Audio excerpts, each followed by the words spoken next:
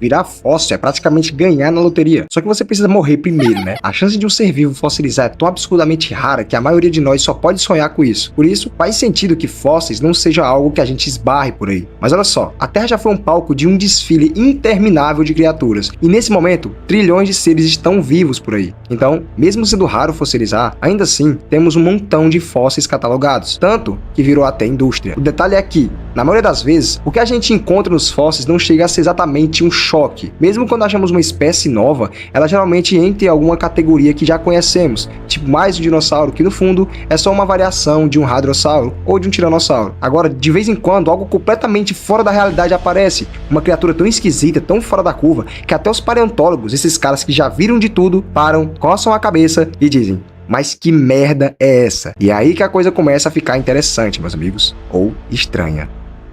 Assim, tem um fóssil que parece ter saído de um pesadelo psicodélico, é o Tullimostrum, carinhosamente apelidado de Tullimonster. E olha, monstro talvez seja o nome mais preciso que a gente vai conseguir dar pra essa coisa, que além de bizarro e até meio assustador, ele é um completo mistério. Tudo começou em 1966, quando um colecionador amador estava explorando a formação Mason Creek, em Illinois, um lugar do período carbonífero que já revelou coisas bem antigas. O cara tropeçou em vários fósseis esquisitos, dava pra ver que realmente eram de algum bicho, mas qual tipo? Ninguém sabia, nem ele, nem os cientistas do Field Museum, pra onde levou os fósseis. E olha que esses museus costumam ter respostas pra quase tudo, mas não dessa vez. O Tullimonster tinha um corpo parecendo um charuto, nadadeiras em forma de triângulo, olhos saltados em hastes e uma boca bizarra na ponta de uma tromba. É, uma tromba. Parece um alien de jogo de terror submarino, tipo Subnáutica. Por sorte era pequeno, a maioria dos fósseis tem menos de 35 centímetros, se fosse grande já seria realmente esquisito. A confusão foi tanta, pessoal, que começaram a jogar palpites. Molusco, artrópode, verme, tunicado, vertebrado, ninguém batia o martelo. A única coisa que todos concordaram foi: ele vivia na água, porque apesar de hoje nós ser cheio de pradarias, há centenas de milhões de anos tudo ali era um mar tropical raso, e os fósseis estavam num tipo de depósito que indicava que ele nadava livremente, sendo carregado pela corrente até a costa. E a parte mais maluca, desde então já se passaram quase 90 anos e a gente ainda não tem certeza do que ele era. Tudo o que se sabe é que era um bilatério, o que sinceramente não ajuda muito, já que 98% dos animais se encaixam nessa categoria. Parece que ele era um carnívoro, caçava em águas turvas e provavelmente ficava no meio da coluna da água, não preso no fundo. Mas além disso, mistério puro. Se você acha que os horrores fósseis dos Estados Unidos pararam por aí, calma, porque lá em Montana, nos anos 70, surgiu outro bicho tão estranho que foi apelidado de peixinho dourado alienígena. Tal do peixinho dourado alienígena, chamado de Tiploessus, era tão estranho que os pesquisadores simplesmente ignoraram ele por anos. Ninguém queria encarar o caos mental, querem tentar entender aquela criatura. A única pista razoável era o corpo fininho em formato de torpedo, com uma única nadadeira no final. Provavelmente nadava por conta própria, igual o Tullimonster. Mas aí a coisa desandou, porque quanto mais os cientistas olhavam para ele, menos sentido fazia. Sem membros visíveis, sem uma parte do meio definida, sem ramos. Sim, não tinha bunda. E com um órgão totalmente inédito, um que nunca mais foi visto em outro bicho até hoje. Eles deram um nome bonito, Ferroiscus, um órgão cheio de ferro. Mas o que ele fazia?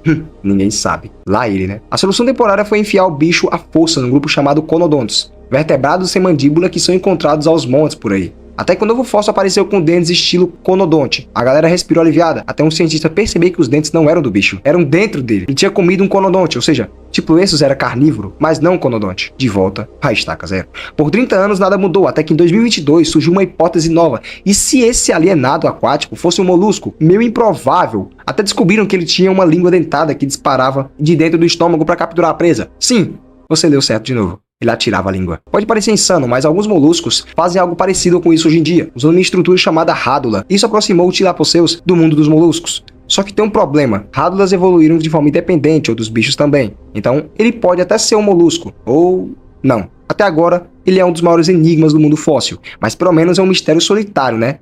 Errado.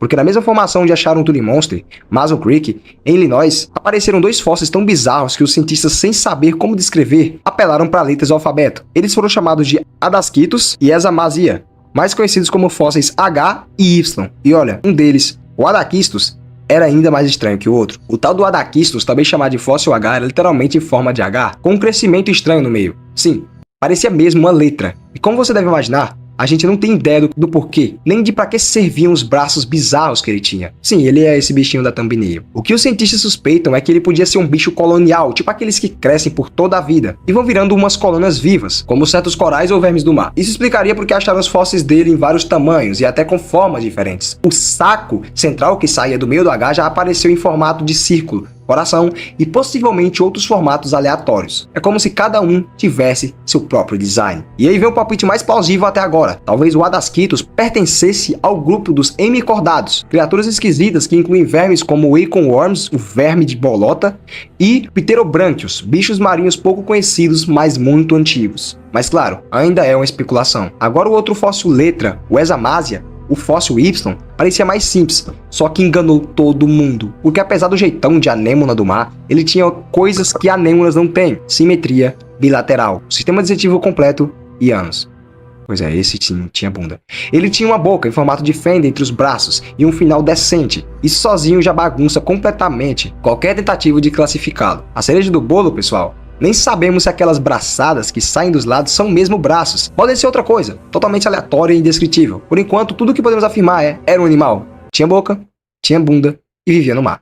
E se você ainda não percebeu o padrão, o mundo pré-histórico era uma verdadeira fábrica de horrores inexplicáveis, principalmente durante o período cambriano, quando a vida parecia estar testando protótipos com o botão de sanidade desligado. Agora, se você achou que já tinha visto de tudo, imagina uma árvore feita de carne, com o visual de um chefe de Elden Ring, porém viva. Pois é, essa aberração existiu. O nome dela, Namacalatus. É sério, parece coisa que um artista perturbado criaria, mas não. Isso é um fóssil real. Quando encontraram esse troço pela primeira vez, os cientistas simplesmente disseram: parece algo onde um alienígena moraria. Ele tinha aberturas estranhas no topo, tipo janelas orgânicas, e o corpo parecia um tronco de uma árvore, só que não era uma planta, nem de longe. Ao analisarem a estrutura, descobriram que os troncos eram calcificados, ou seja, era um animal. E mais, o primeiro animal com esqueleto de que se tem registro até hoje. Aí acharam fósseis com pedaços do que cobriu o corpo dele, e tudo ficou pior.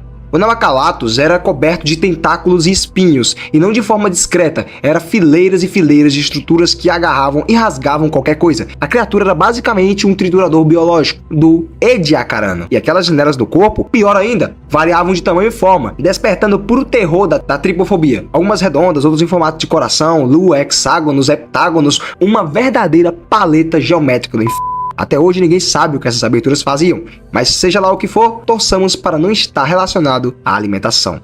E ele era adaptável, pessoal. Podia mudar de tamanho conforme o ambiente e aparecer em quase qualquer lugar, mas o lugar preferido, as profundezas do oceano. Isso mesmo, ele curtia viver nas planícies abissais, onde a luz não chega e os monstros dormem. Visualmente ele parecia um coral, deformado, corrompido, como se tivesse dado tudo errado no processo evolutivo. Só que os estudos mostraram que ele era complexo demais para ser um coral. No fim das contas, ninguém sabe o que ele era, só sabemos que era real e bem assustador. Agora segura firme, porque a bizarrice vai para outro nível. Tipo, não sei nem se isso aqui é um bicho. Para isso, a gente tem que voltar muito tempo. Não é cambriano, não é pré-cambriano, é 2,1 bilhões de anos atrás. No período Riarciano, um nome que por sinal significa rio de lava, o que já te dá uma ideia do caos cósmico que era a Terra naquela época. Foi ali em uma região que um dia se tornaria o Gabão na África que os cientistas encontraram algo completamente fora da curva. A chamada Biota de Francevilla. No meio de rochas negras antigas começaram a surgir estruturas estranhas,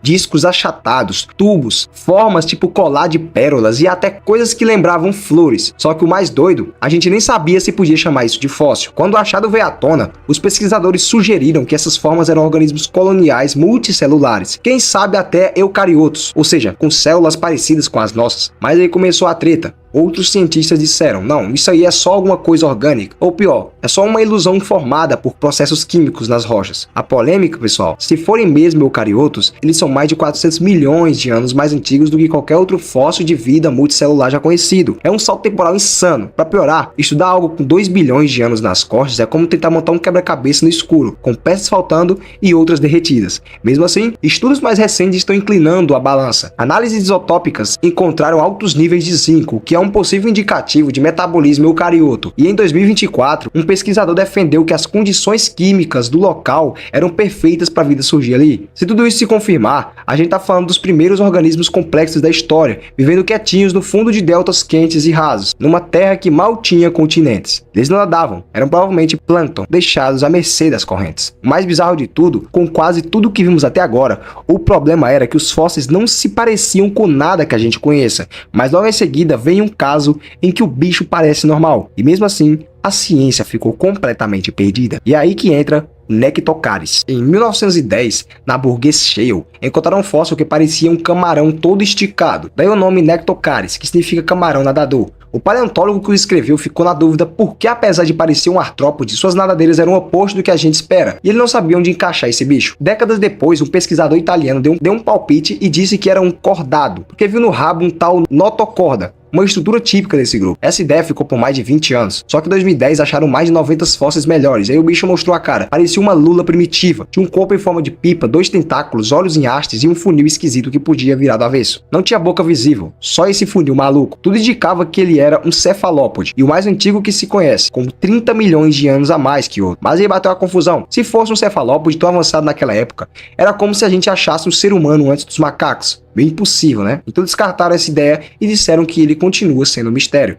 Depois, em 2019, acharam outro fóssil parecido, chamado de Nectotes, e juntos formaram uma família, os Nectoides, mas sem lugar certo para encaixar na evolução. No fim, fósseis são saco de confusão e mistério. Às vezes parecem coisas que vieram de outro planeta, outras vezes parecem familiares, mas sempre bagunçam tudo que a gente acha que sabe. E pessoal, eu espero que vocês tenham gostado desse vídeo. Hoje a gente viu bichos que parecem mais com alienígenas do que animais aqui da Terra, e para variar, todos eles são da água, né? Novamente, o oceano, um lugar que a gente explorou nem 10% ainda, tem muitas criaturas que a gente nunca provavelmente vai nem saber que existiram. Então que nós possamos, pessoal, estar cada vez mais buscando conhecer outras coisas, e tomara que os cientistas e os pesquisadores entrem mais fundo para aprender e buscar nova vida, né? Conhecimento de outros animais. Então bom, fiquem com Deus e até mais.